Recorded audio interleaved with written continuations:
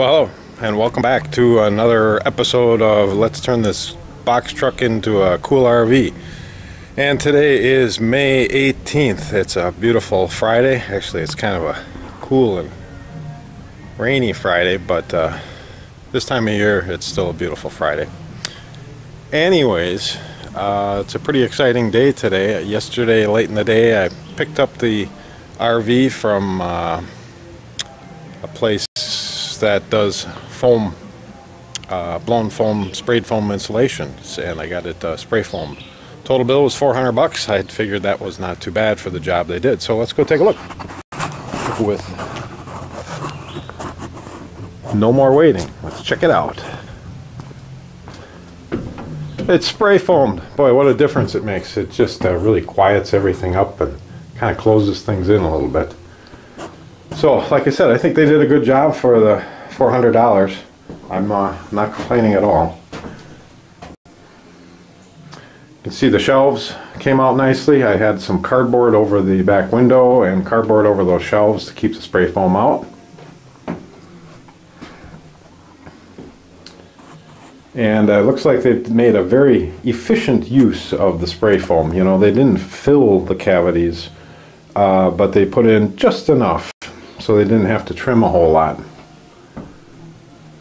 You can see up here I've got a spot for a speaker going in here and a speaker going in here, and they left enough clearance, I think, I hope. If not, I'll carve a little bit out, but the other cavities are filled up a little more full.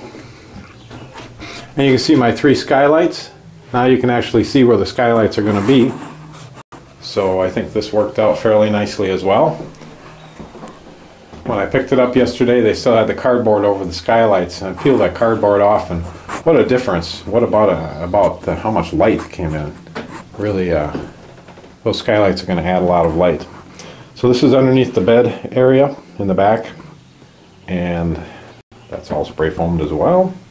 So pretty cool. I'm anxious to try out the furnace. I haven't fired up the furnace yet. I've got the electrical hooked up. I've got a thermostat temporarily over here. I've got the gas hooked up. I got to check the gas for leaks yet.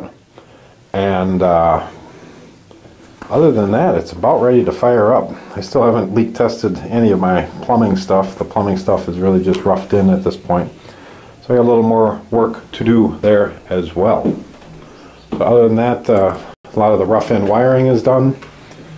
This has been tested out for the house lights. There's a light outside here, a light around back, and one light that's going right up in the center here. So that's ready to put a switch on. Alright, I'm going to take you around back here. We're going to show you the electrical, if I can walk. Got the batteries back in here. I don't know if you saw this or not. And I kind of screwed up with some of the wiring, and you can see I've got a few things apart now. What I did wrong is I had wired in the inverter to the negative of the battery, and also the charger to the negative of the battery, and the house wiring, DC low voltage wiring, to the negative of the battery. And what I should have done is put it to the chassis. And I don't know if you can see this, but this is that shunt, that measuring shunt. And the way I had it, it would not have measured the current, because the current wouldn't have gone through the shunt. So this way, anything that goes in and out of the batteries, anything that's hooked to the negative side of the batteries, has to go through the shunt once I get these all moved over here. So I kind of screwed that up. I can piss myself off. But I'm going to redo it, and that's what I'm in the middle of right now. I need to make a longer wire here to get over here. But the other 2 wires I had originally on the negative of the terminals are long enough to come over and reach to the shunt. And this wire goes to the chassis down below. Got it bolted good to the chassis. That's the chassis ground. Come on over to this side. You can see we're making some progress here with the inverter, the fuse block, low voltage fuse block. I put in I think it's a 80 amp. You can probably read it better than I can. 80 amp circuit breaker there for the fuse block, the charger, and this is the AC distribution, AC for the house. The AC gets plugged in either to the inverter when we're off grid, or can get plugged in right here, and this goes to the AC outlet in the house or wherever. One thing I do want to talk about here a little bit is my charger. When I acquired these awesome batteries, these 150 pound a piece batteries, there was a little sticker on them that said warranty is void if you charge them outside of this voltage range, and the voltage range was very tight. It was 13.5 plus or minus 0.06, and this charger I've got charges at 13.2.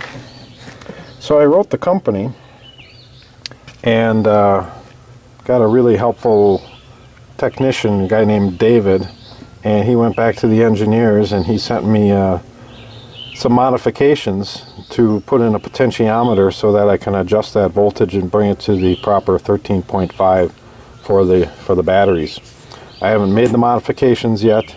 I still have a couple questions about the boost mode and whether it's still going to charge fast enough, or is it always just going to be at 13.5 float mode, which would make for some very long charge cycles. So there's a few details yet there to work out as well. But big news of the day is got things spray foamed inside there. Check it out. That's all for today. Until next time.